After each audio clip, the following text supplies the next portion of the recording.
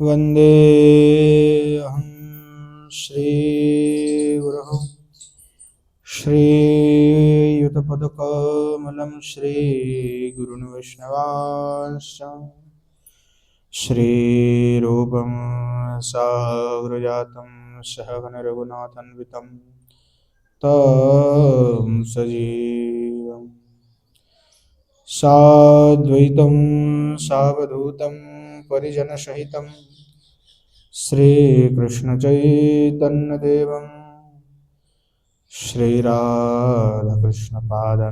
सहगणललिता श्रीविशाखान्वितश्च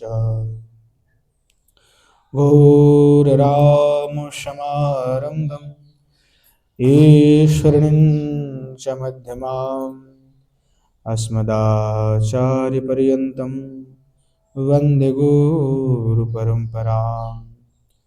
पञ्चतत्त्वात्मकं कृष्णं भक्तरूपस्वरूपकं भक्तावतारं भक्ताख्यं नमामि भक्तशक्तिकम् अस्ति स्वस्तरणे कल्पप्रशुनाप्लुतं वस्तु प्रस्तुतवेणुनादलहरी निर्वाणनिर्व्याकुलं स्रस्तस्रस्तनिबद्धनिविलसद् गोपीसहस्रावृतं हस्तन्यस्तनतापवर्गमखिलदारं कुशराकृति श्रीमद्भागवतं नौमि यस्यैकस्य प्रसादतः अज्ञातानपि जानाति सर्वसर्वभगवानपि हे राधिवृषभानुभूपतनये हे पूर्णचन्द्रानने हे कान्तिकमनीयकोकिलरवे वृन्दावनाधीश्वरी हे मातप्राणपरयणे चरसिके हे सर्वयोधेश्वरी मत्स्वान्तभुजवराशनविषमुदा मां दीनमानन्दय वृषारूढमाकन्तं सोममीश सदाशिवं हरिनामरसन्मत्तं नौमि गोपीश्वरं हरं नारायणं नमस्कृत्य नरं चैव नरोत्तमं देवीं सरस्वतीं व्यासं ततो जयमुदीरये जननी जनकौ वन्दे धरणीधरो सन्तानवत्सलो पूजौ सन्तानकुशलार्थिनो श्रीरूपं साग्रजं वन्दे रघुनाथं कृपामयं श्रीजीवं भट्टयोगं च शय्यनसुखदायकम् येषां सहजस्निग्धानां पादरेणुमभीक्ष्णसः सर्वविघ्नविनाशाय शिरसा धारयाम्यहं वृन्द्यायै तुलसीदेव्यै प्रियायै केशवस्य च कृष्णभक्तिप्रदे देवी सत्यवत्यै नमो नमः वाञ्छकल्पतरुभ्यश्च कृपा सिन्धुभ्यैव च पतितानं पावनेभ्यो वैष्णवेभ्यो नमो नमः हरे कृष्ण कृष्ण कृष्ण हरे हरे हरे राम राम राम हरे हरे। बोलो श्रीमन महाप्रभु की जय, श्री युगल सरकार की जय। बोलो जय जय श्री राधे श्याम। श्री पंडित बाबा की कृपा से नित्य सत्संग में श्री विश्वनाथ चक्रवर्ती ठाकुर विरचित श्री भक्ति रसामृत सिंधु बिंदु का हम आस्वादन कर रहे हैं, जहाँ भक्ति के अंग के विषय में हम आस्वादन कर रहे थे।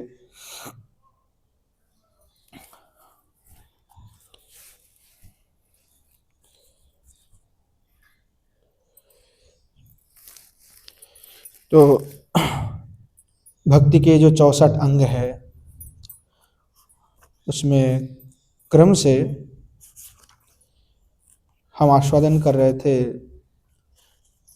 और उसमें वैष्णव चिन्ह धारण जो प्रसंग चल रहा था और श्री भगवान के आरती आदि दर्शन इत्यादि के विषय में भी हम चर्चा कर रहे थे।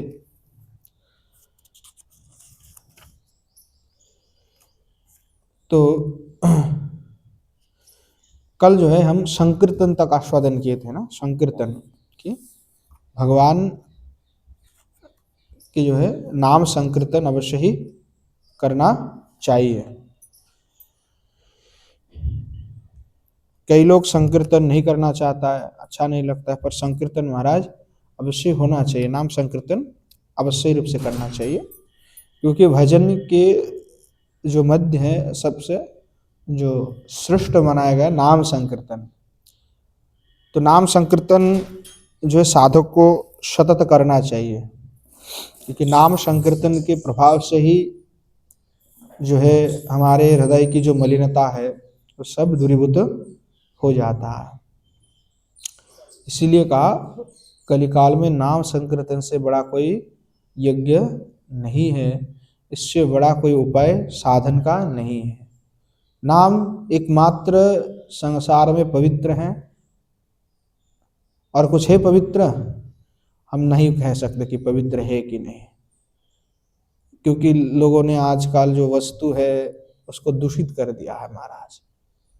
तो नाम को भी लोग दूषित कर रहे हैं।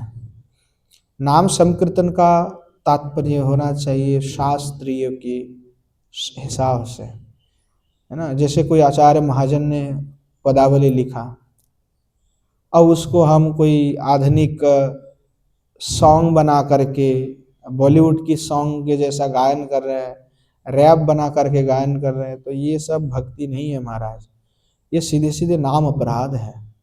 लोगों की रुचि कहाँ कौन से स्तर में गिर चुका है, और कहते हैं कि हम तो लोगों को इधर ले आने के लिए कर रहे हैं। महाराज क्या करने जा रहे हो कि लोगों को जो अच्छा लगता है क्या वही करके हमें लोगों को ले आना है उसी में? हो सकता है कि फिर उसको वही अच्छा लगे, फिर आपको भी वही अच्छा लगने लग जाए। तो नाम की विकृतिकरण नहीं होना चाहिए। कई लोग कहते हैं कि सांकेत्यम पारिहास्यम वास्तवम हेलनमेव वा वैकुंठ नाम ग्रहण मशसागरम विदुः। सांकेत में, परिहास में, स्तव में, हेला करते हुए किसी भी प्रकार से आप नाम का ग्रहण करोगे तो आपको नाम फल देगा, आपके अघ को नाश करेगा।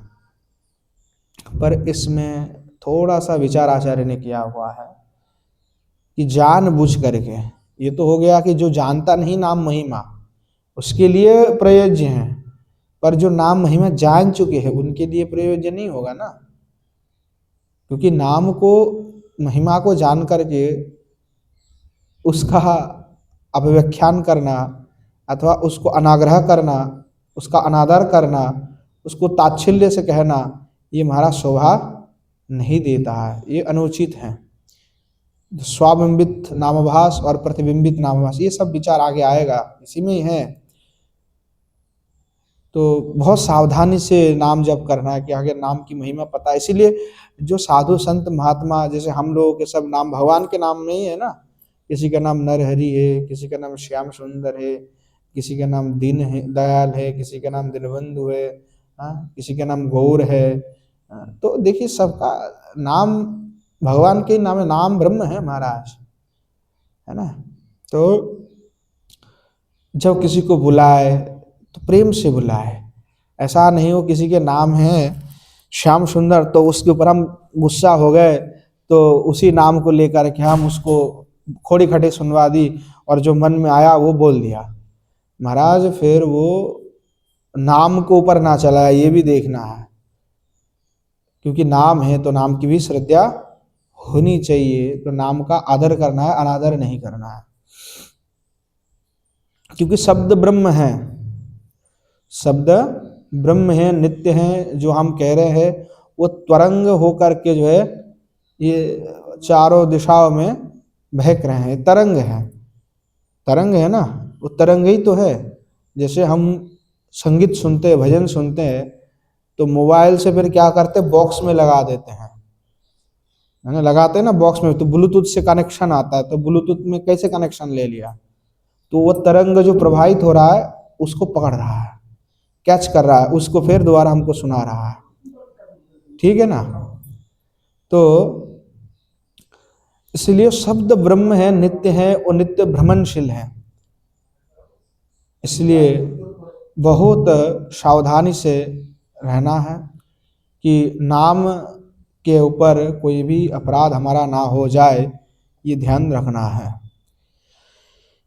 फिर कहा कि भगवान नाम का जप करना है ना। भगवान नाम का जो मंत्र का उच्चारण करना ही जो है जप कहलाता है। तो जो जप है, जो नाम उच्चारण हम करते वो भी 3 प्रकार के, वाचिक है, उपांशु है और मानसिक है। तो स्पष्ट रूप से जो मंत्रोच्चारण करके जब किया जाए तो उसको वाचिक जो है जप कहते हैं। और धीरे धीरे जैसे उच्चारण करके जप किया जाए, मतलब थोड़ा थोड़ा होठ जो है हिले और आपने कानों से भी हम उसको सुन रहे हैं, तो उसको जो है महाराज उपांशु जप कहते हैं। और मन ही मन नाम या मंत्र का अगर चिंतन किया जाए तो उसको मानसिक जप कहा जाता है। तो 3 ही जप प्रसिद्ध है और तीनों ही जप आप कर सकते हैं, वाचिक हो चाहे उपांशु हो चाहे मानसिक हो। वाचिक में भी आप जब उच्चारण करेंगे तो भी आपको सुनाई पड़ेगा, और पर दूसरे को नहीं सुनाई पड़ेगा। और उपांशु में स्वयं करेंगे, स्वयं ही सुनेंगे। और मानसिक रूप में मंत्र का जप जो है किया जाता है। तो जो विधान की गई है, जिसको बहुत सारे लोगों को अलग अलग नाम में रुचि होता है, किसी को राम राम अच्छा लगता है, किसी को श्याम श्याम अच्छा लगता है, किसी को हरे कृष्ण महामंत्र अच्छा लगता है, तो जो भी जिसको अच्छा लगे वो करे। गौड़ीय संप्रदाय के लिए श्रीमद महाप्रभु ने विधान की है हरे कृष्ण महामंत्र का आपको जप करना है, तो इसीलिए उसी नाम का हमारा जप है। अब दूसरे परंपरा संप्रदाय में उनके आचार्य ने जो भी दिया है, जिसको अच्छा लगे, आप कोई राम जी का भजन करते तो वो हरे कृष्ण महामंत्र का तो जप नहीं करेगा, उसको राम राम ही जप करना है। लक्ष्य जो होगा तत्व वस्तु यही है।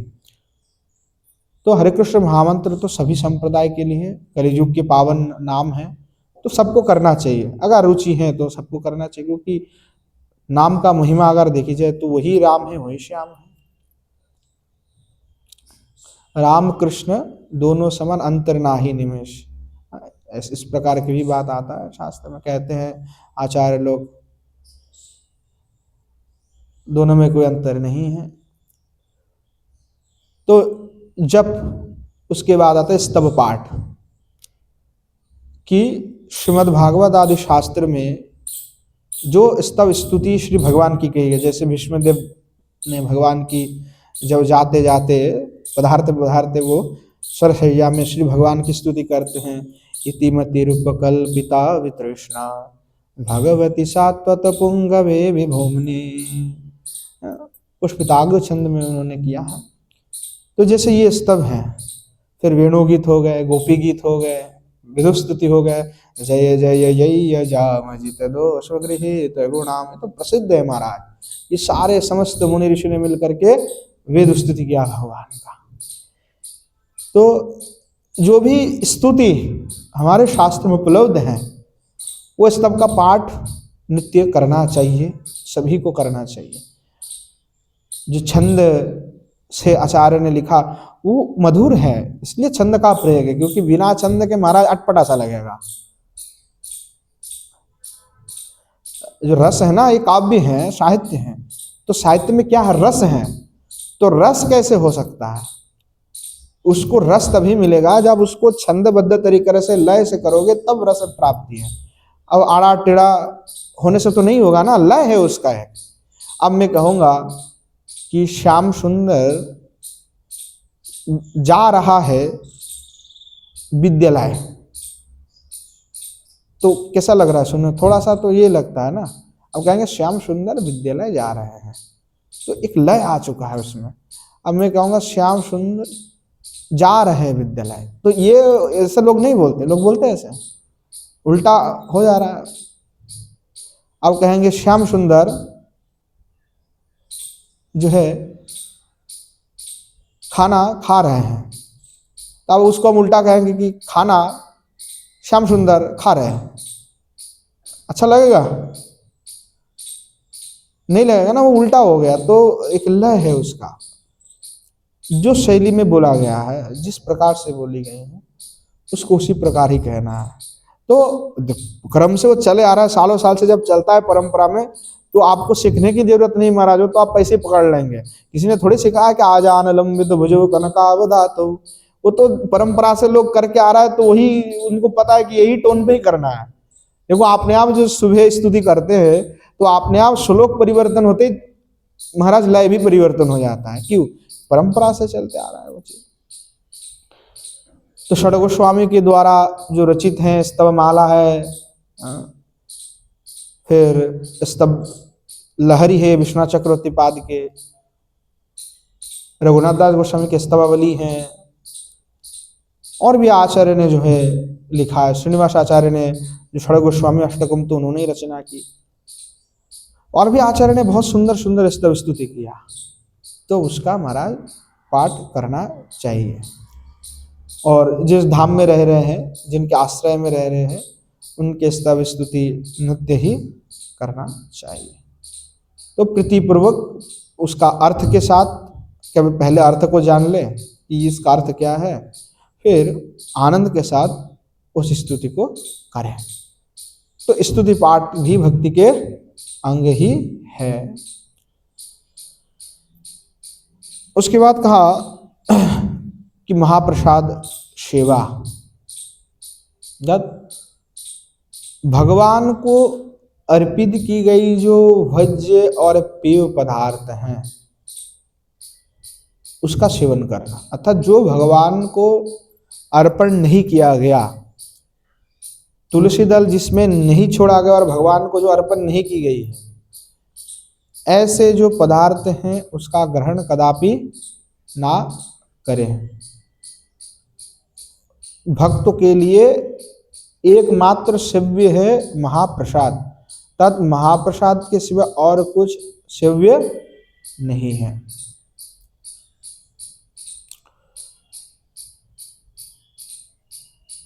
और महाप्रसाद के जो सेवन है उससे क्या होता है, क्या लाभ है? महाप्रसाद के सेवन से अनायास ही अनर्थ दूर हो जाता है। इसलिए कहा ना कि उच्चिष्ट भोजन दासा स्तव मायाम जय मही, कि जो भगवान के उच्छिष्ट हैं, महाप्रसाद है, उसका ग्रहण करने से माया को भी जय कर सकते हैं।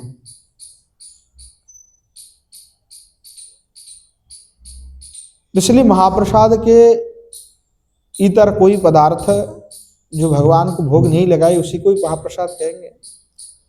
तो इतर कोई भी पदार्थ का सेवन नहीं करना चाहिए। अगर वो सेवन करते हैं तो वो आपके भक्ति के विरोधी है और भक्ति को वो नष्ट ही करेगा। तो इस प्रकार जो है शास्त्र में स्पष्ट रूप से बातें कही गई है।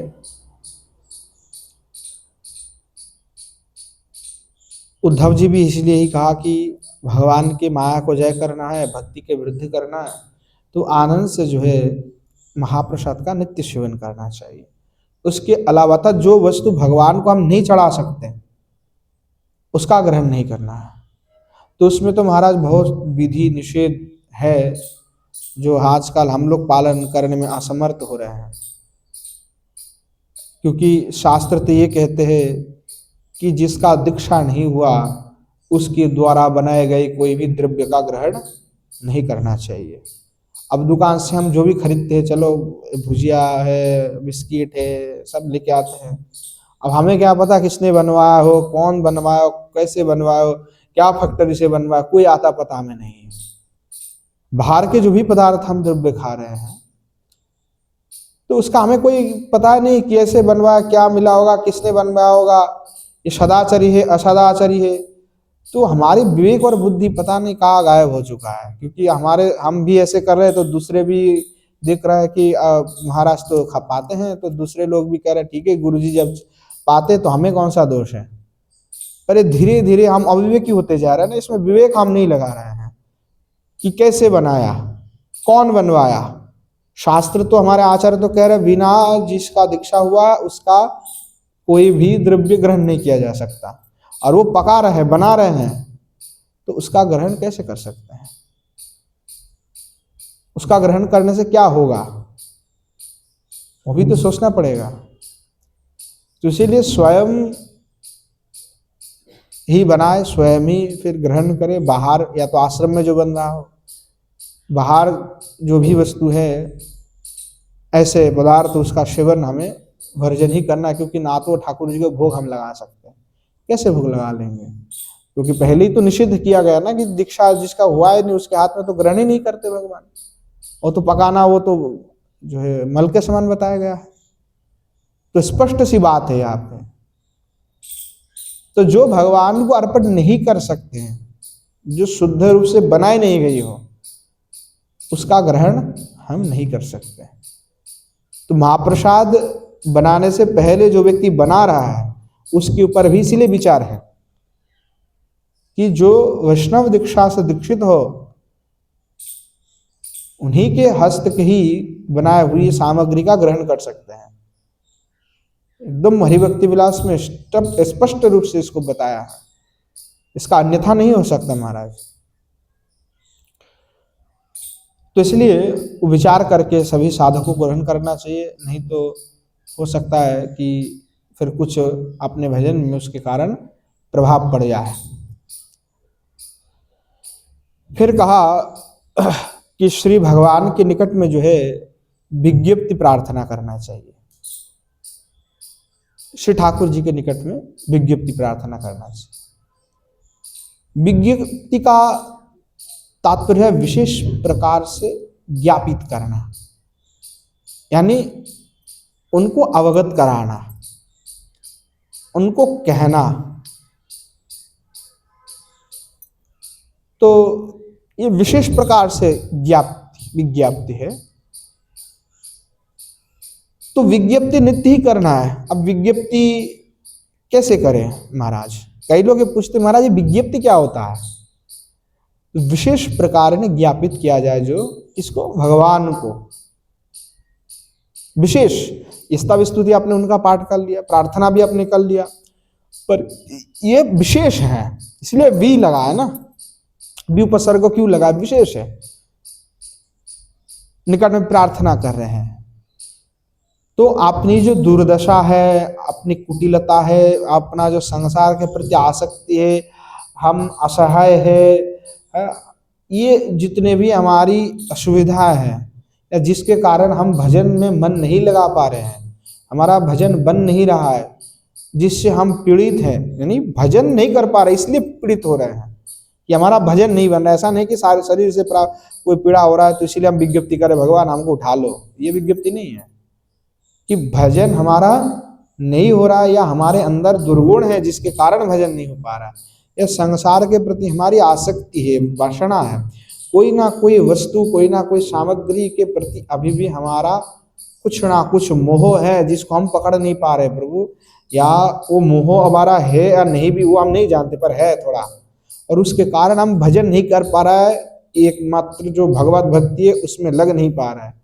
तो वो उसका वर्णना करते हो कि प्रभु इससे हमें निस्तार दे दीजिए, इससे हमें उद्धार कर लीजिए, और आपके श्री चरण कमल में हमारा सेवा प्रदान कर दीजिए, सेवा दे दीजिए कि आपका सेवा ही एकमात्र मुझे प्राप्ति हो। और ये विज्ञप्ति बहुत कातरता से किया जाता है, बहुत कातर होकर के किया जाता है कि अब प्रभु कोई रास्ता नहीं है।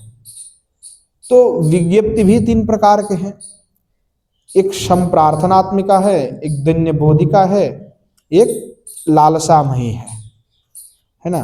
3 प्रकार की विज्ञप्ति जो है भक्ति रसामृत सिंधु में कहा गया।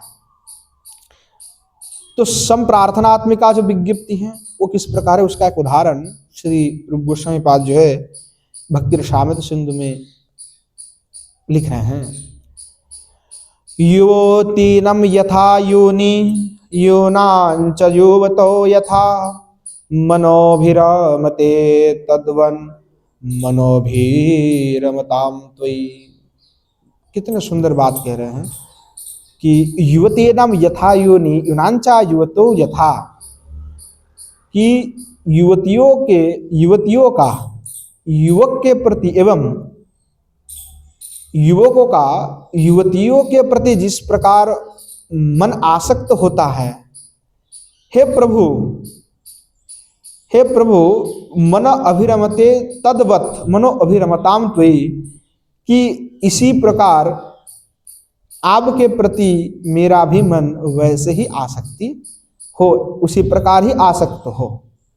ये हो गया संप्रार्थनात्मिका जो है विज्ञप्ति, कि जैसे एक युवक युवती में प्रेम होता है, एक दूसरे को प्रेम करते हैं, एक दूसरे में आसक्त होता है, हे प्रभु उसी प्रकार मेरा ही आसक्ति आपके प्रति हो जावे, यही मेरी प्रार्थना है। इस प्रकार सनातन गोस्वामी पाद ने रूप गोस्वामी पाद ने प्रार्थना की है।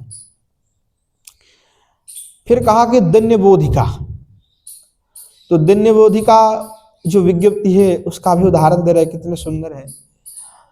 मत्तुल्य नास्ति पापात्मा नापराधी च कश्चन परिहार्योऽपि लज्जा में किम ब्रुव्रे पुरुषोत्तमा। कह रहे हैं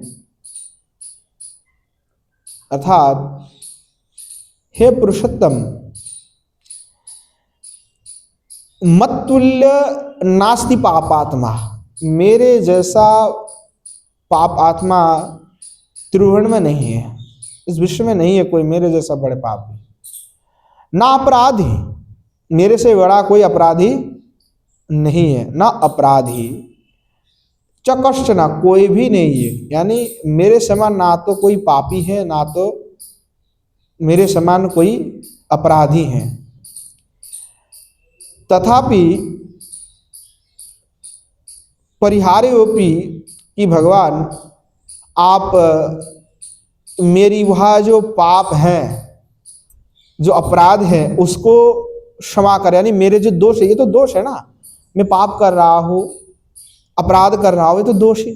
प्रभु आपसे यही निवेदन है कि आप मेरे दोष का क्षमा करें, परंतु ये मैं कहूँगा आपसे, मैं किम ब्रुवे, कि मैं आपको ये कहना तो चाहता हूँ पर लज्जा के कारण मैं बोल नहीं पाता हूँ। तो ये कहने में मुझे लज्जा आती है कि प्रभु आप मेरे दोषों को क्षमा कर दें। हे पुरुषोत्तम, आपसे यही प्रार्थना है कि आप क्षमा करें। ये जो है दन्यबोधिका है कि आपने दुर्गुण, आपने अंदर जो भी हमारे दोष है उसके लिए श्री भगवान से प्रार्थना करें कि प्रभु आप हमें क्षमा कर दे और वो अवगुण हमारे से आप हटा लेवे, ताकि हमारे भजन में बाधा ना उत्पन्न होवे। और तीसरा है लालसामयी। पहले हुआ संप्रार्थनात्मिका, फिर दन्यबोधिका, और आप कह रहे लालसामयी। अभी जो लालसामयी विज्ञप्ति है ये बड़ा सुंदर है, अति सुंदर है। तो लालसामयी विज्ञप्ति किस प्रकार, श्री रूप गोस्वामी पाद भक्ति रसामृत सिंधु में लिखते हैं, कदा हम यमुना तीरे नामनि तव कीर्तयन् उद्वाष्प पुंडरीकाक्ष रचयिष्यामि तांडवम्। क्या सुंदर बात हमारे रूप गोस्वामी पाद कह रहे कि हे पुंडरीकाक्ष, पुंडरीक इव अक्ष यस्य सहा पुंडरीकाक्ष, जो पुंडरीक यानी जो पद्म है, तो उनके जैसा पद्म पलाश, पद्म के जैसा जिनके लोचन है, नेत्र हैं, ऐसे भगवान कि यमुना तीरे नामानि तव कीर्तयन्, कदाहम यमुना तीरे, हे भगवान कब मैं यमुना के किनारे नामानि तव कीर्तन, आपका नाम का कीर्तन करूंगा। कब ऐसा दिन आएगा कि यमुना जी के तट में विराजमान होकर के हम आपका नाम कीर्तन करेंगे। उद्वाश्व रचयिष्यामि तांडवम, कि भगवान नाम करते करते इतने में आनंदित हो जाऊंगा कि मेरा गला भर जाएगा, मतलब बाष्प निकलने लगेगा, आनंद रोम रोम मेरे उत्फुल्ल हो जाएंगे प्रभु। और ऐसा मैं कीर्तन करूंगा जिससे रचयिष्यामि तांडवम, और मैं तांडव नृत्य करूंगा प्रभु।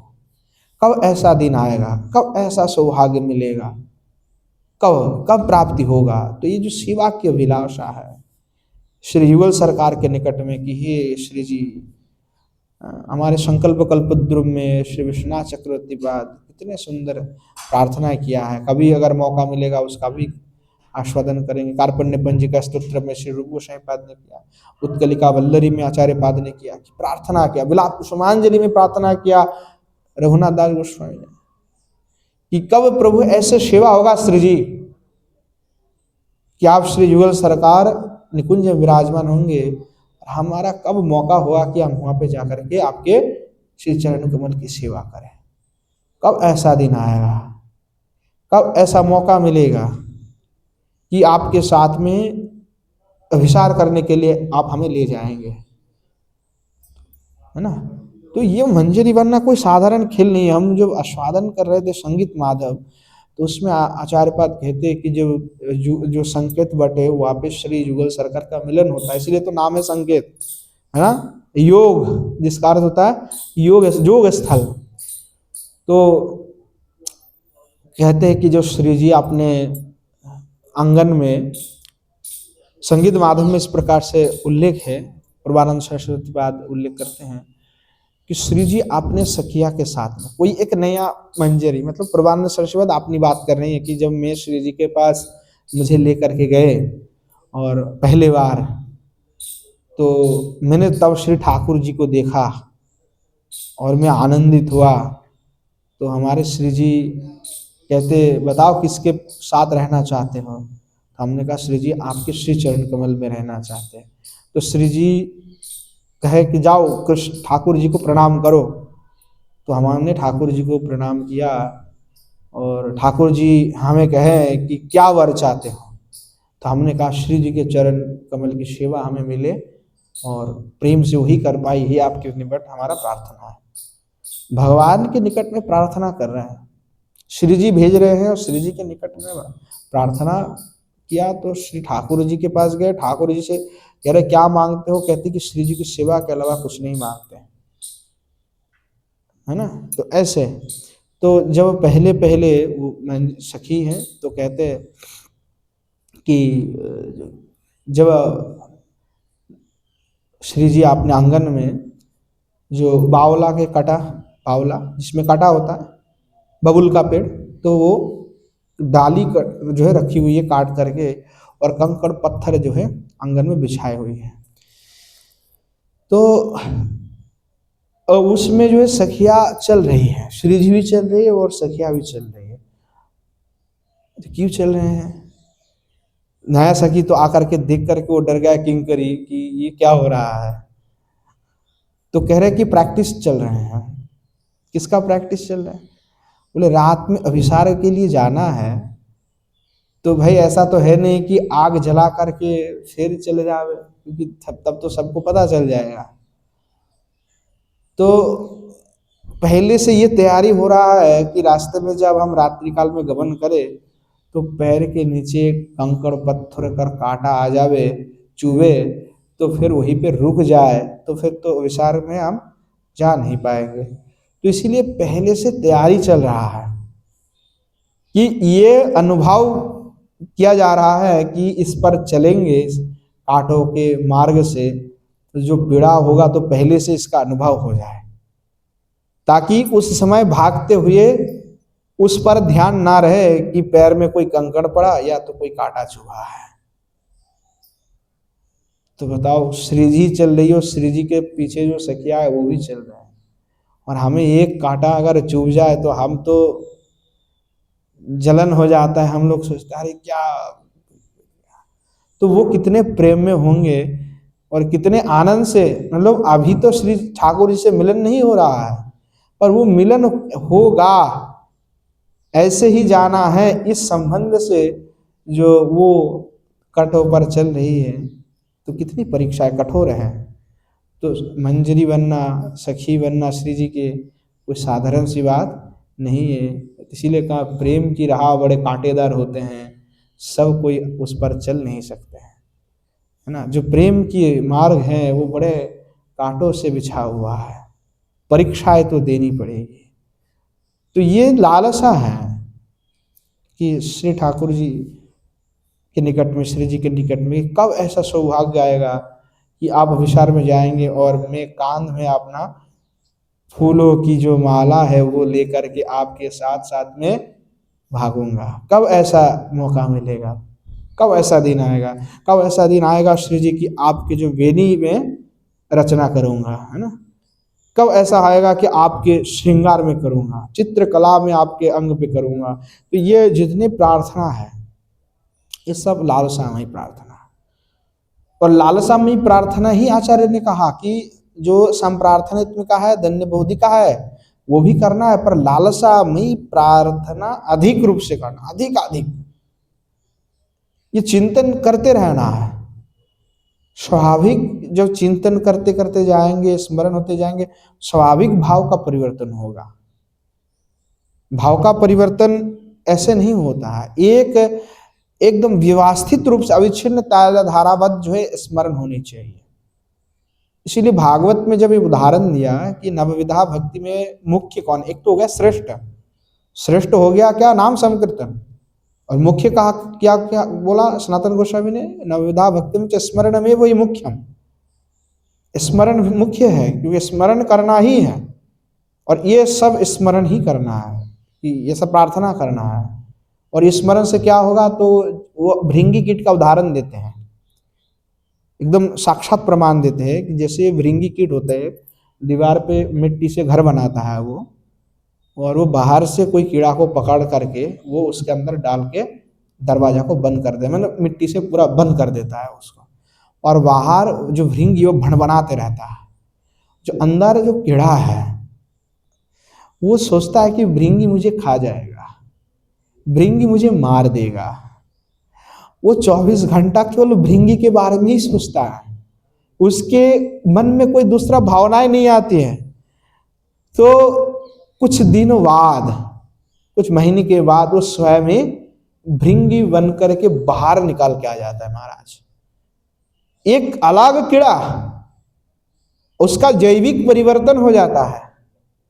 भागवत जी में इसका उदाहरण दिया, यही से ही तो स्मरण का सिद्धांत आया कि मंजरी स्वरूप कैसे हो सकता है, एक पुरुष कैसे स्त्री बन सकता है भाई, कैसे होगा ये।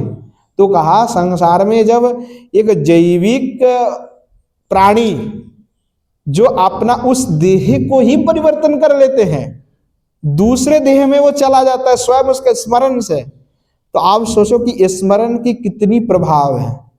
तो जैसा आप स्मरण करते जाओगे आपके शरीर भी उसी के अनुरूप कार्य करने लग जाएगा। और तद्वत अगर उसका स्मरण हो गया तो बिल्कुल हृदय से आपके जो भली जैविक शरीर का परिवर्तन ना हो, पर आध्यात्मिक रूप से सूक्ष्म शरीर में, कारण शरीर में तो परिवर्तन होना ही तय है महाराज, वो तो होगा ही होगा। तो इसलिए साक्षात प्रमाण दिया, प्रत्यक्ष प्रमाण दिया है कि जब एक जैविक शरीर परिवर्तन हो सकता है तो आप सोचो आपका परिवर्तन नहीं होगा। तो ये कैसे हुआ, स्मरण की शक्ति से, चिंतन की शक्ति से। केवल उसने सोचा, चिंतन किया, और कैसे चिंतन किया, निरवधि चिंतन किया।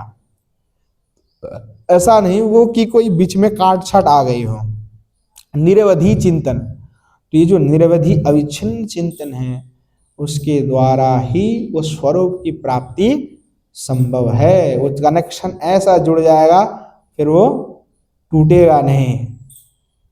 इसलिए लालसामयी प्रार्थना सभी साधक के लिए अनिवार्य रूप से है और वो करना चाहिए। उसके बाद कहते हैं कि भक्ति के अंग में श्री भगवान के श्री चरणामृत का पान करना चाहिए। तब भगवान के अर्चन के पश्चात श्रद्धापूर्वक भगवान के जो चरणामृत हैं उसके नियमित रूप से पान एवं मस्तक में धारण करना चाहिए। इससे भक्ति की वृद्धि होती है। फिर धूप माल्यादि, श्री मूर्ति का दर्शन, श्री मूर्ति का स्पर्श, श्री भगवान की तीनों संध्याओं की आरती, ये सब जो है बिल्कुल जो है स्पष्ट है एकदम। इसमें तो और कुछ कहने की बात नहीं है, सब भक्ति को वृद्धि करने वाले हैं। फिर आ जाता है श्रवण के लिए कहा कि जो भक्ति के अंग है उसमें 43 जो अंग हैं, मतलब हमने 42वां अंग को श्रवण कर लिया। आप कह रहे हैं जो 43 नंबर जो अंग है वो है श्रवण। तो श्री भगवान के नाम, रूप, गुण, लीला, कथाओं का श्रवण करने से जो है अपना भक्ति वृद्धि होते हैं। तो ये जो श्रवण हम करते हैं उसी को तो श्रवण भक्ति कहा गया है। तो अगर आप श्रवण नहीं करेंगे तो कैसे जानेंगे?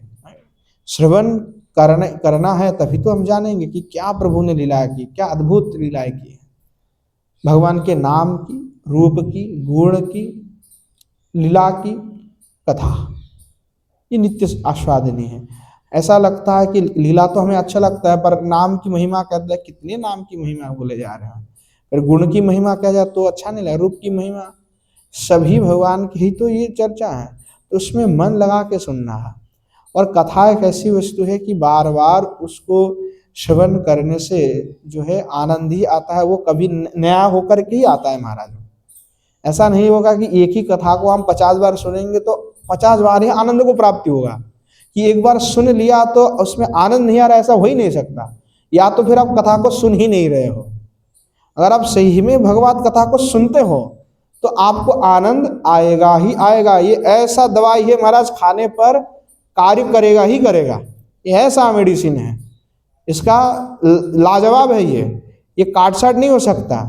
ये ऐसा दवाई है महाराज, ग्रहण करने पर वो काम करेगा ही करेगा। तो श्री भगवान के नाम, रूप, गुण और लीला कथा जो श्री भगवान के ही अभिन्न स्वरूप है। तो भगवान के जितने शक्ति है वो सब ही श्री भगवान के नाम, रूप, गुण, लीला कथा में निहित है।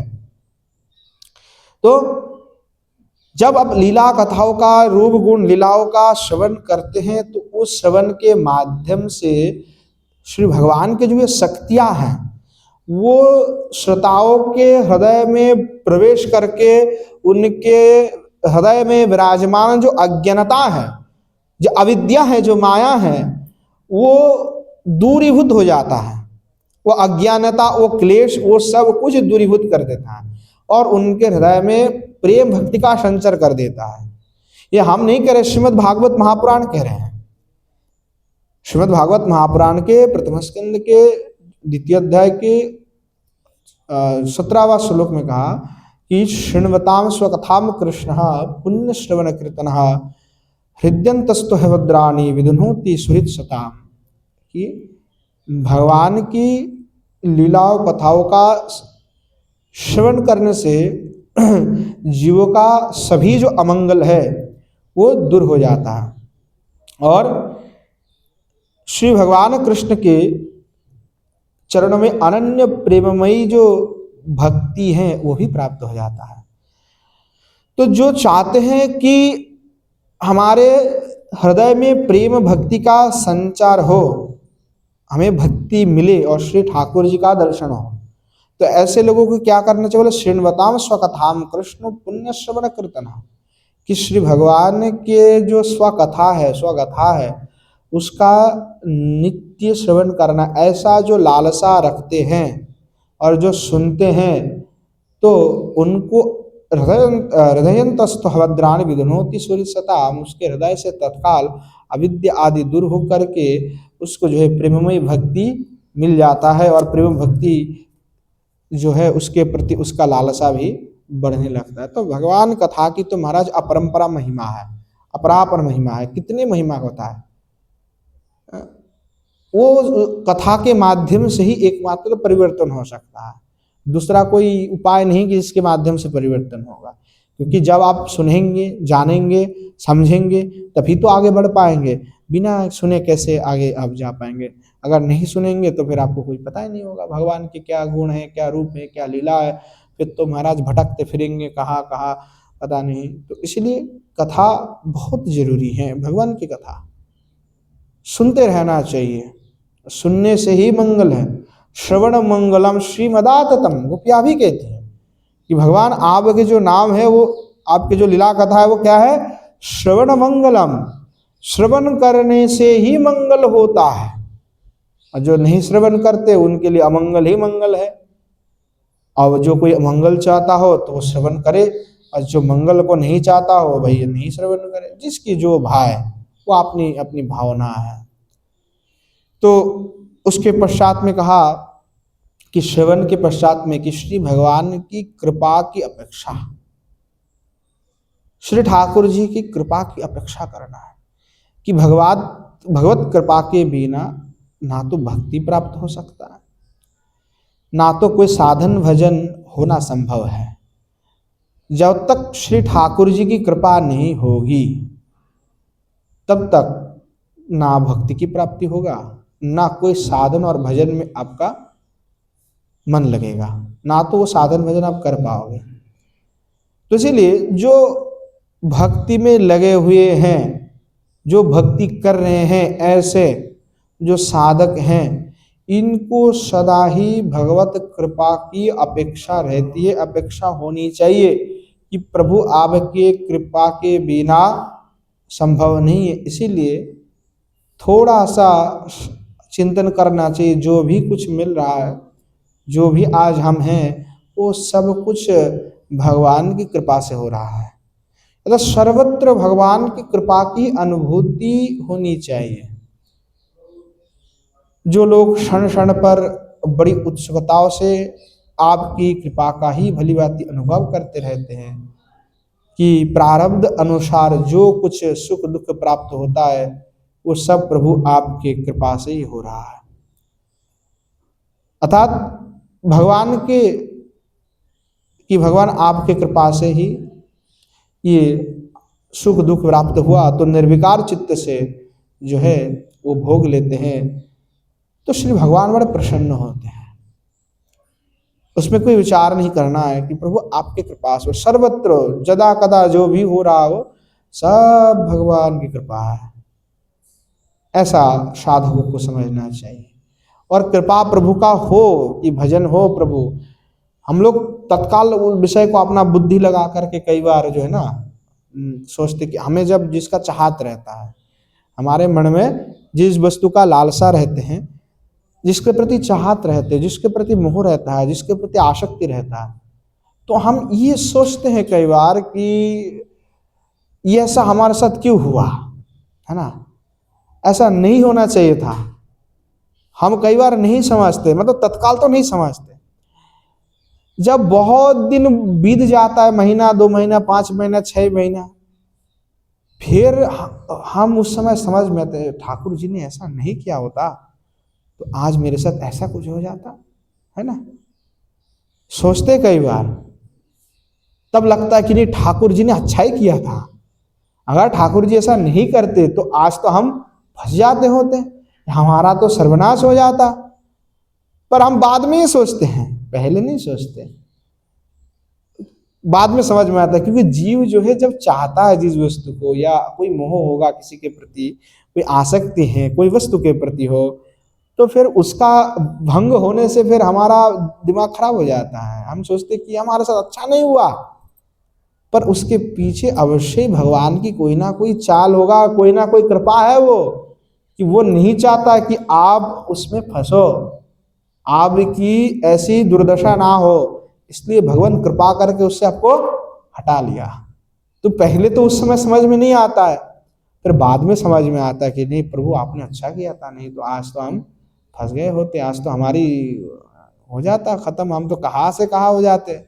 आप सोचो कि वृंदावन में हम आ गए, पहले कौन क्या थे, हो सकता है कि पढ़ाई लिखाई करके कोई बड़ा डॉक्टर इंजीनियर ये बन जाते, कोई साइंटिस्ट बन जाते, वो बहुत बड़ा कुछ हो जाते हैं।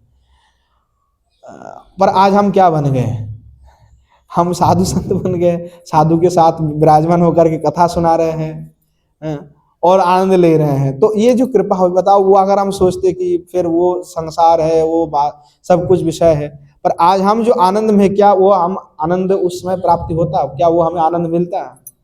तो जो आनंद आज मिल रहे हैं तो श्री ठाकुर जी की कृपा से मिल रहे हैं। तो क्या इसमें ठाकुर जी की कितनी कृपा है ना? वो कृपा के कारण ही तो मिला हुआ है, वो कृपा ही है। हम पहले सोचते कि अरे आ गए, अब क्या करेंगे, क्या होगा, यहीं पे आ गए, पर आज तो बड़े आनंद में जी रहे हैं। और देखो, कुछ भी अपने भरोसा पे नहीं है महाराज। कभी तो ये तो नहीं हुआ कि एक 54 रुपया के लिए हम कभी डोल रहे हैं, कोई व्यापार में बैठा हुआ है कि कोई व्यापार कर रहे हैं, रघुनाथ शास्त्री जी ये व्यापार चल रहे हैं हमारे, उससे कुछ हमारे धन आ जाए, नहीं कर रहे हैं। कथा भी करके आए कुछ ऐसे, उल्टा पैसा दे करके आए हमें भागवत कथा में। ऐसा भी मेरे साथ हुआ कि हमने उल्टा कथा में पैसा दे करके आ गए, एक चवन्नी नहीं मिली। तो हम सोचते कि भाई हम पैसा के लिए नहीं कर रहे हैं, भागवत कथा तो फ्री में चल रहे हैं, आनंद में चल रहे हैं, बताओ। तो 1 रुपया के लिए तो हम भाग नहीं रहे हैं, पर वस्तु हमारे तो जीवन में हमने नहीं देखा कि कोई अभाव हो रहा है, सभी तो चल रहे, आनंद से चल रहा है। तो भगवान जो भी हो रहा है उनकी कृपा से हो रहा है। ये अपना उदाहरण इसीलिए बोल रहा हूँ, जो अपना अनुभव है। और बड़े जो साधक है उनके तो और भी कृपा, ये कृपा नहीं कि हमें सब वस्तु मिल जा रहा है, जो भगवान के प्रति हमारा भक्ति उत्तरोत्तर वृद्धि हो और विषय के प्रति हमारा जो है मोह और आसक्ति भंग हो रहा है, वो कृपा है। पर भगवान कहते हैं कि हम भक्तों के भार वहन करते हैं, तो जो भक्त के जितने भार है वो ठाकुर जी वहन करते ही करते हैं, तो उसमें कोई संदेह नहीं है।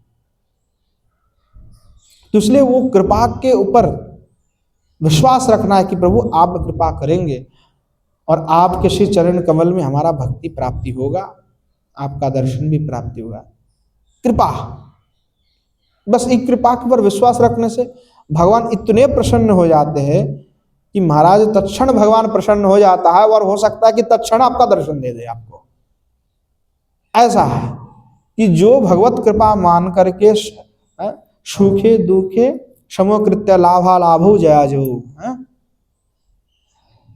सुख हो दुख हो, लाभ हो जय हो, हानि हो पराजय हो, महाराज सब ठीक है, आपकी कृपा है और कुछ नहीं प्रभु, पर आपका दर्शन मिले, आप इतनी कृपा बना के रखना। तो जो निर्विकार मन से भगवान की कृपा मान करके, ये मान करके प्रेम में परिपूर्ण हृदय हो करके गदगद वाणी के द्वारा भगवान की नाम कीर्तन और उनके चिंतन में डूब जाता है, पुलकित शरीर से अपने आप को श्री भगवान के श्री चरण कमल में समर्पित कर देते हैं, तो श्री भगवान तत्क्षणात् प्रसन्न हो जाते, हो सकता है तत्क्षण उनको दर्शन भी दे दे। ऐसा हुआ है। एक बार नारद जी पृथ्वी भ्रमण के लिए निकल पड़े, श्री भगवान के आज्ञा से निकल पड़े, क्योंकि बीच में तो नारद जी सदा सर्वदा भ्रमणशील हैं, क्योंकि उनको अभी संपात मिला हुआ कि भाई आप तो मुहूर्त एक स्थान में एक मुहूर्त से ज्यादा रुक नहीं सकते।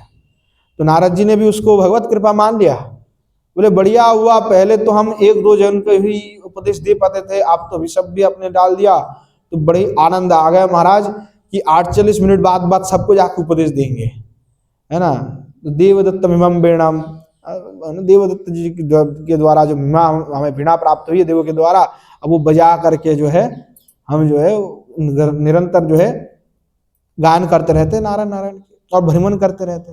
तो भ्रमण करते करते एक बार कोई संत उनको मिल गया जो भजन कर रहे थे, पीपल की जो वृक्ष होती है, वृक्ष के नीचे में भजन कर रहे थे। तो नारद जी आए और नारद जी को देख करके संत जो है दंडवत प्रणाम किया, महाराज आप जय हो, आप कृपा कीजिए प्रभु। तो नारद जी बड़े प्रसन्न हुए, हाँ बढ़िया है, आप भजन कर रहे, बोले आप इतना तपस्या, बोले विशाल पीपल के वृक्ष। तो कहते अच्छा, बोले बताइए संत जी क्या, बड़ा सत्कार किया नारद जी के। तो नारद जी बोले बताइए क्या आशीर्वाद, क्या वर चाहते हैं। संत जी बोले कोई वर नहीं चाहते प्रभु, इतना हमारे जिज्ञासा, आप तो त्रिकालदर्शी हैं, अब इतना बताइए कि हमें कब प्रभु नारायण मिलेंगे। कब प्रभु का दर्शन होगा। तो नारद जी कहते कि महाराज ये तो हमारे बस की बात नहीं, भगवान नारायण कब मिलेगा वो हम नहीं जानते, नारायण ही जानते हैं कि नारायण कब किसको दर्शन देगा। त्रिकालदर्शी तो हम हैं, पर ये हमारे बोध नहीं, ये हमारे इसमें त्रिकाल में नहीं आता, हम ये भविष्य देख ही नहीं सकते कि नारायण कब किसको दर्शन दे दे। वो नारायण को ही पता है कि नारायण कब आपको दर्शन देगा, आपके भजन से प्रसन्न होगा। तो बोले महाराज जी तो फिर आपसे यही निवेदन, अब भगवान नारायण के पास तो जाते आते रहते हैं, तो थोड़ी सी हमारी भी विनती लेकर के जाइए प्रभु के पास। और उनको जाकर के निवेदन किए कि फलाना जो साधक है, प्रभु कब तक उनका दर्शन आप देंगे उनको दर्शन, तो ये आप हम बता देंगे, तो बड़ी कृपा होगी आपका। तो नारद जी ने बोला ठीक है, बढ़िया, आनंद है, वह संत तो गजब के हैं, तो चलो इनकी काम कर दे। तो नारद जी प्रसन्न हो गए, तत्काल चले गए वैकुंठ में। भगवान नारायण से जाकर के मिले और बोले प्रभु आपसे निवेदन है। बोले क्या इतने जल्दी भ्रमण करके चले? बोले महाराज बहुत जल्दी काम आ गए और आपके बिना कार्य हो नहीं सकता। बोले ऐसा क्या कार्य है? बोले एक साधक हमें प्राप्त हुआ, वो बड़ा आनंद से प्रेम से आपका भजन कर रहे हैं, तो उसका मन में जिज्ञासा है। बोले कैसी जिज्ञासा? तो कहा उसने हमें बड़ा प्रेम किया और हमसे ये पूछा कि महाराज भगवान नारायण के दर्शन कब होंगे। पर प्रभु आप तो जानते हैं आप सर्वज्ञ हैं, मैं त्रिकालज्ञ हूं, पर आप सर्वज्ञ हैं, मैं सर्वज्ञ नहीं हूं। तो प्रभु आप ही जानते हैं आप कब किसको दर्शन देवे, तो आप जरा बताइए कि आप उन भक्तों को कब दर्शन देंगे, तो मैं उनको जरा बता दूंगा, फिर वो आनंद से आपका भजन करेंगे। तो नारायण जी कहते हैं ठीक है, स्मरण में थोड़ा सा गंभीर हो जाते हैं। तो नारद जी कहते प्रभु आप गंभीर क्यों हो गए? बोले नहीं ऐसे ही। बोले ना बताइए ना प्रभु बताइए। बोले नहीं नहीं बताने की क्या बात है, जब होगा हम दे देंगे दर्शन, तुम जाओ बोल दो उनको कि जब नारायण जी प्रसन्न हो जाए तो आप दर्शन देंगे। बोले नहीं नहीं नहीं, वो बड़ा साधु बड़ा प्रेमी है, वो बोला है, प्रभु आप बताइए। नारद जी भी कैसे हटी है? बोले अब ब्रह्मचारी भाई, बाल ब्रह्मचारी तो हटी तो होंगे ना, प्रभु नहीं बताना पड़ेगा आपको। तो बोले ठीक है हम बता देते हैं।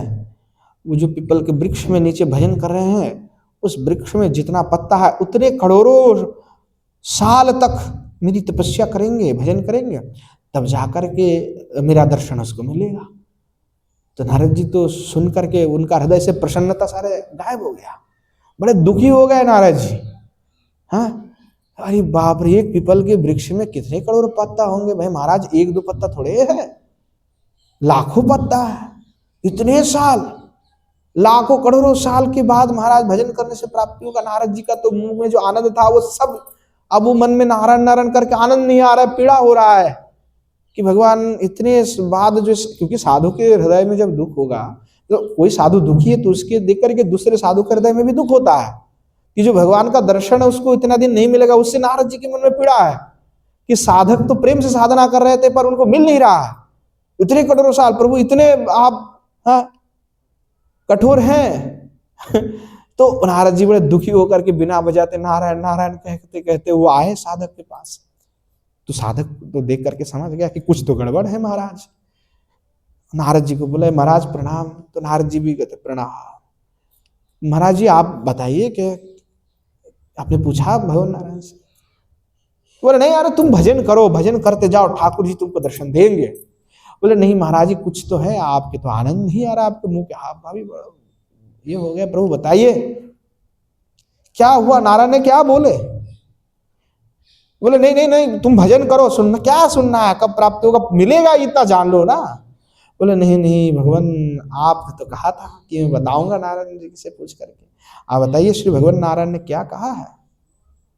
तो नारद जी जो है बड़े दुख से पड़ा से भरे हुए कहने लगे कि जो वृक्ष के नीचे में विराजमान होकर के तुम भजन कर रहे हो, इतने करोड़ों साल अगर उनकी तपस्या तुमने की, तब जाकर के श्री भगवान नारायण तुमको दर्शन देगा।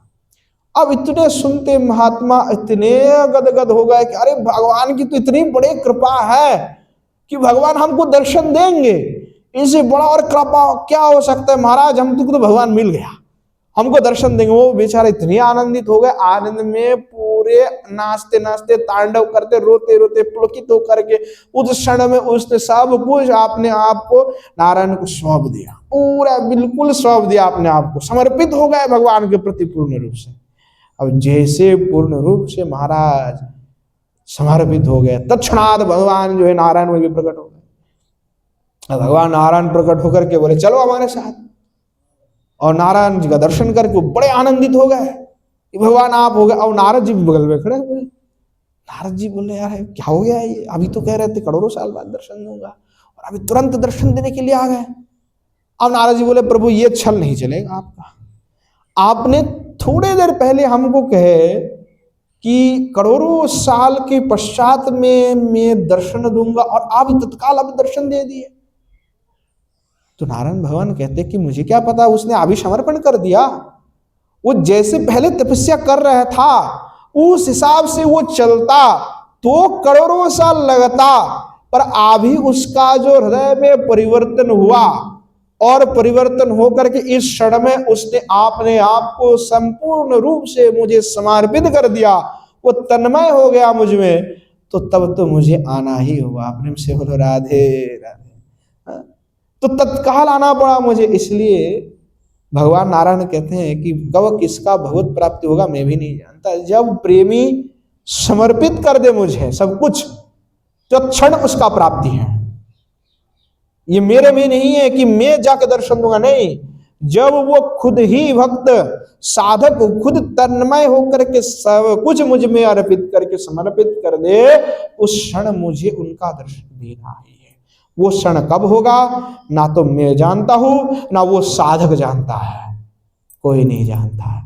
ये प्रेम की बात है महाराज। जब प्रेम प्रबल हो जाए तो उस क्षण प्रभु से आपका जब मिलन होगा, जब वो पूरा तादात्म्य हो जाएगा, तत्क्षण श्री भगवान को आना ही है। इसीलिए कहा तत्ते नुकंपम सुसमीक्षमाणो भुंजान एवात्मकृतं विपाकम हृद्वाग वपूर्भिर्विदधन् नमस्ते जीवधेय मुक्ति पदे सदाय भाव। कि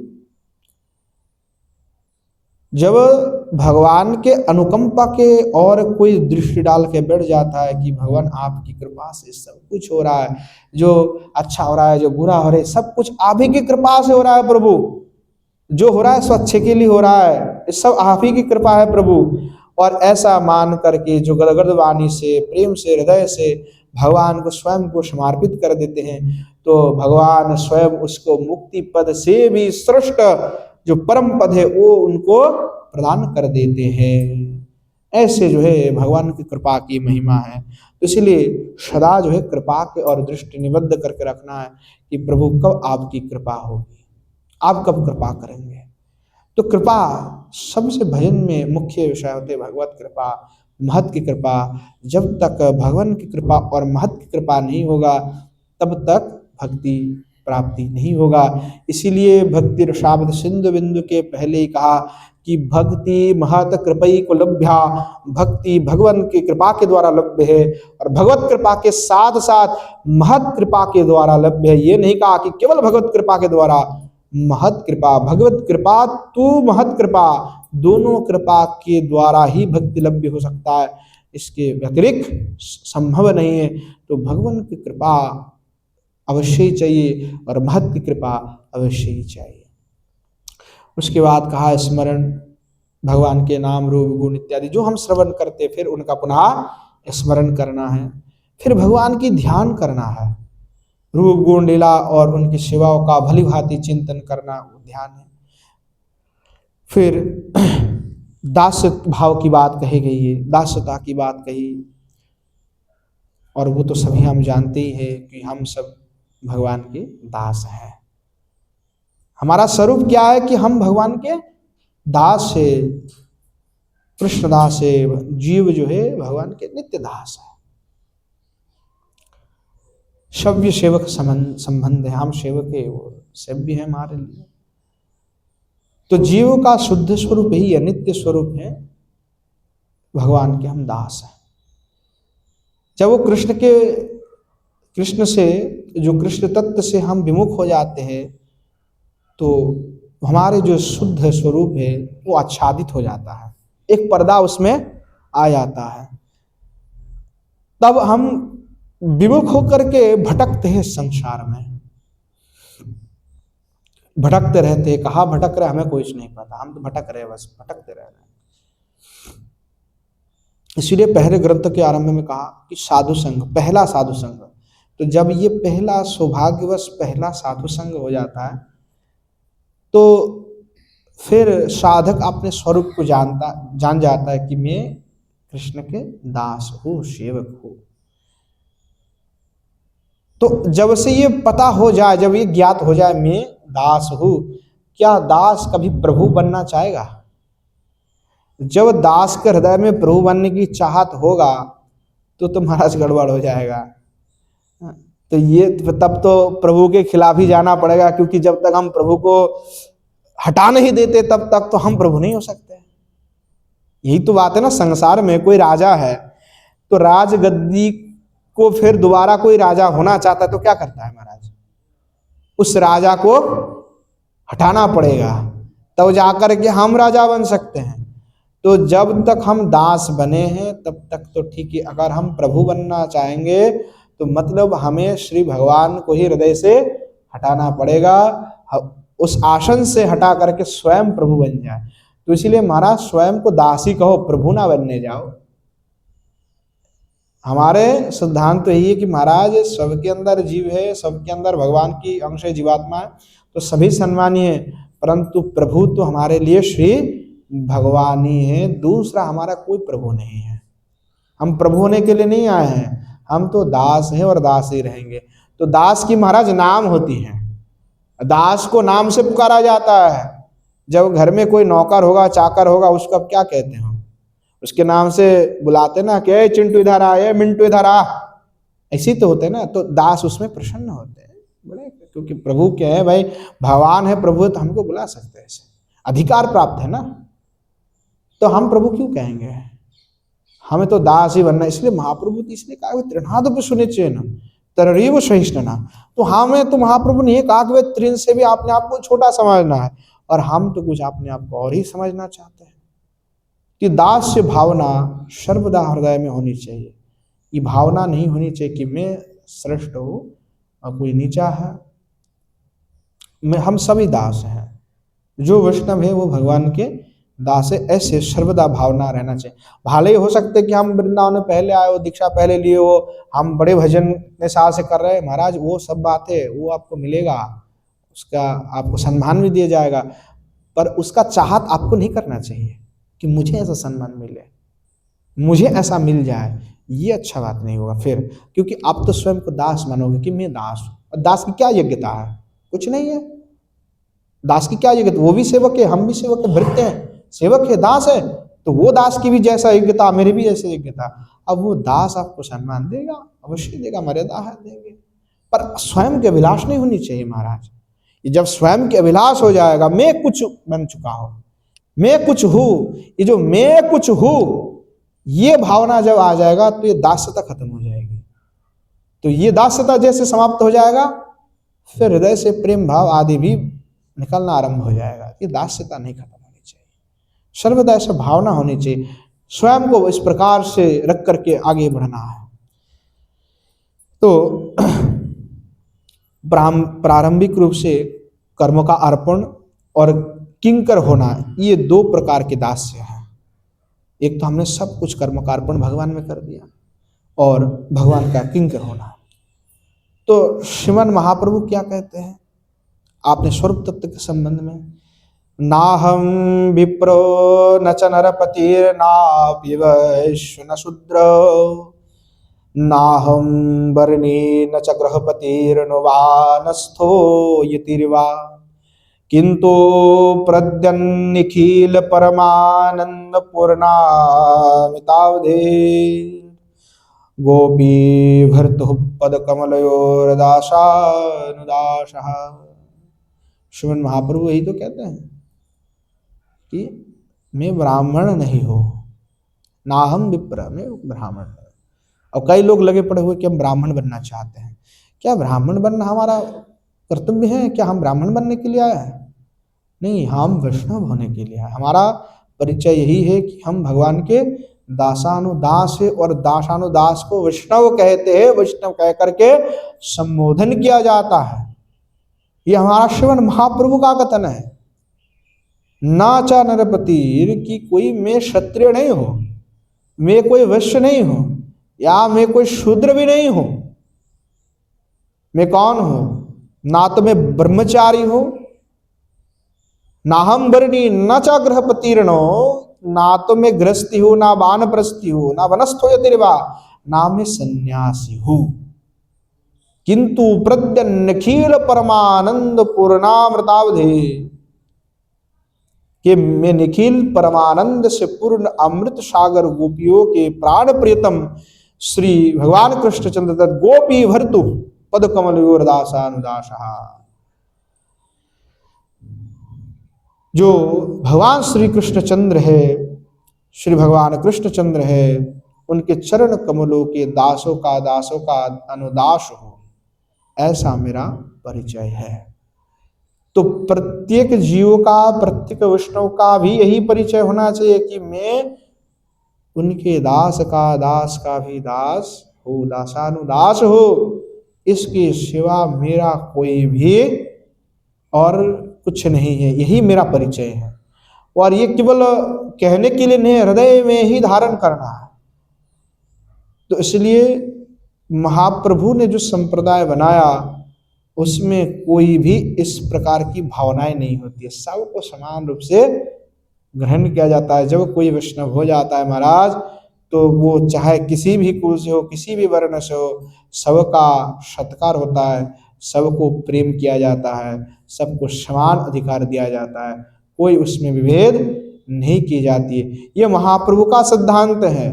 और जब जिस समय में महाप्रभु पधारे उस समय किस प्रकार के कठोर वर्णवाद चल रहा था, और उस स्थिति में मुसलमानों का कितना आक्रांत उस समय था देश में, उस समय भी श्रीमन महाप्रभु ने सांप्रदायिकता को जो है बंद कर करके सभी को एकत्र करने का कार्य किया महाप्रभु ने। और इसीलिए श्रीमन महाप्रभु ने अपने स्वरूप को भगवान के दास शब्द से कहा कि दास के दास हूं मैं, ये मेरा स्वरूप है, दूसरा कोई स्वरूप हमारा नहीं। तो प्रत्येक जीव का भी वही स्वरूप है और वही चिंतनीय है, और उसी पे अडिग रहना है कि मैं भी श्री भगवान के दासानुदास हूँ। यही मेरा आत्म परिचय है, इससे बड़ा और कुछ भी नहीं है। इस प्रकार जो है भक्ति के अंग को जो है बता रहे हैं। तो आज समय भी हो चुके हैं, तो आज यहीं पे विश्राम देते हैं। आगे और कुछ जो भी भक्ति के अंग है उसको भी संक्षिप्त रूप से हम चर्चा करेंगे। प्रेम से बोलिए जय जय श्री राधे श्याम, निताय गौर शतनाथ प्रेमानंदे, हरि हरि बोल। बोलो श्री युगल सरकार की जय, श्री युगल सरकार के समस्त पार्षद वृंद की जय, श्री वृंदावन धाम की जय, धाम में विराजमान सभी संत वैष्णव भक्त वृंद की जय, यमुना देवी की जय, श्री गिरिराज महाराज की जय, श्रीमन महाप्रभु की जय, श्रीमन महाप्रभु के समस्त पार्षद वृंद की जय, श्री नवद्वीप धाम की जय, धाम में विराजमान सभी संत वैष्णव भक्त वृंद की जय, गंगा मैया की जय। बोलो श्री विश्वनाथ चक्रवर्ती पाद की जय, श्री भक्ति रसामत सिंधु बिंदु की जय, श्री पंडित बाबा की जय, श्री कृपा सिंधुदास बाबाजी महाराज की जय, श्री विश्वनाथ बाबाजी महाराज की जय, श्री राम गोपाल दास बाबाजी महाराज की जय, आस्किर हरि कथा की जय, भागवत निवास की जय, हरि कथा में पधारने वाले सभी संत वैष्णव भक्त वृंद की जय, अपना अपन गुरु गोविंद की जय। बोलो जय जय श्री राधे श्याम, निताय गौर शतनाथ प्रेमानंद, हरि हरि।